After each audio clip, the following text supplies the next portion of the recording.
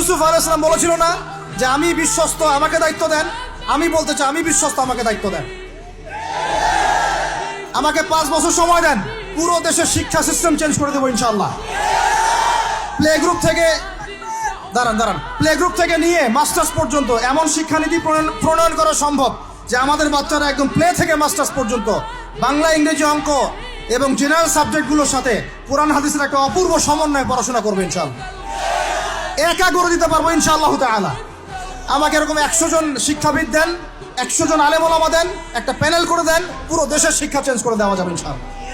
যাদেরকে রেখেছেন এদের মাথায় গোবর আছে, যাদেরকে রেখেছেন এদের মাথায় টাটকা গোবর আছে। বইপত্রগুলোর অবস্থা দেখেছেন? বইপত্রগুলো ঘাটাঘাটি করেছেন? এটা চলতে থাকলে দেখবেন অচিরেই কোনো মানুষ বাচ্চাদেরকে স্কুলে পাঠাবে না, এটা অরুচি ধরে যাবে। তখন কি হবে? কোটি কোটি স্কুল, কলেজ, বিশ্ববিদ্যালয়ে খা খা করে পড়ে থাকবে, কেউ পাঠাবে না ওখানে। তখন মাদ্রাসা থেকে মানুষ ঝুঁকবে আরো বেশি। আমি তো চাই, আমি তো দাবি জানাই উপরের লেভেল থেকে এমন একটা শিক্ষা ব্যবস্থা প্রণয়ন করা হোক যাতে আমার মাদ্রাসা গড়ার প্রয়োজনই না হয়। ওই সিস্টেম রাষ্ট্রীয়ভাবেই পড়ানো হবে ইনশাআল্লাহ। আপনি মালয়েশিয়ার দিকে তাকিয়ে দেখেন, আপনি এই যে ওয়েস্টার্ন কান্ট্রির মধ্যে অনেক কান্ট্রি আছে, অস্ট্রেলিয়ার মতো জায়গাতে আছে, ব্রিটেনের মতো জায়গাতে আছে, কোনো কোনো ক্ষেত্রে আপনি লেবাননকে দেখেন, ইয়েমেনকে দেখেন, জর্ডানকে দেখেন, কাতারকে দেখেন, সৌদি আরবিয়াকে দেখেন, অনেক কান্ট্রি আছে। ভালো কাজের তো প্রশংসা করতে দোষ নাই, দোষ আছে? এমনকি অনেক পশ্চিমা কান্ট্রিতেও একদম উপর লেভেল থেকে ইসলামিক সিলেবাস প্রণয়ন করা হয়েছে। তার মানে এমন না যে তারা সায়েন্সকে গুরুত্ব দেয় নাই, ম্যাথকে গুরুত্ব দেয় নাই, ফিজিক্স পড়ায় নাই, অ্যাস্ট্রোফিজিক্স পড়ায় নাই, ইকোনমিক্স পড়ায় নাই, বিষয়টা এমন না। তারা ফিলোসফি পর্যন্ত পড়িয়েছে।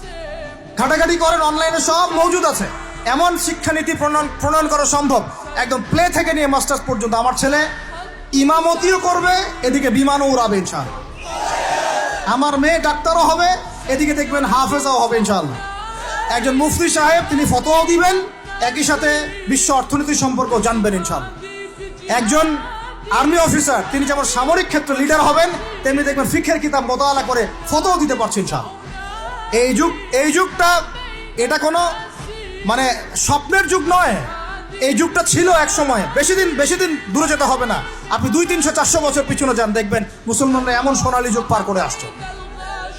অতএব এগুলো কোনো গাল গল্প করছি না আমি, এগুলো বাস্তবে রূপান্তরিত করা অবশ্যই সম্ভব, বারহাক সম্ভব, যদি এরকম কিছু মানুষের মধ্যে উদ্দীপনা থাকে, একটা সৎ সাহস থাকে, আমাদের উপর থেকে যদি একটা সহযোগিতা আসে এবং আমাদের মতো যারা ইয়াং তাদেরকে যদি মূল্যায়ন করা হয়, ইনশাল্লাহ দেখবেন বাংলার জমিন পরিবর্তন হয়ে গেছে। এই পরিবর্তন হলে দেশের জন্য কোনো খারাপের কিছু নাই, রাষ্ট্র পিছিয়ে যাবে না, রাষ্ট্র আরো এগিয়ে যাবে ইনশাআল্লাহ তাআলা।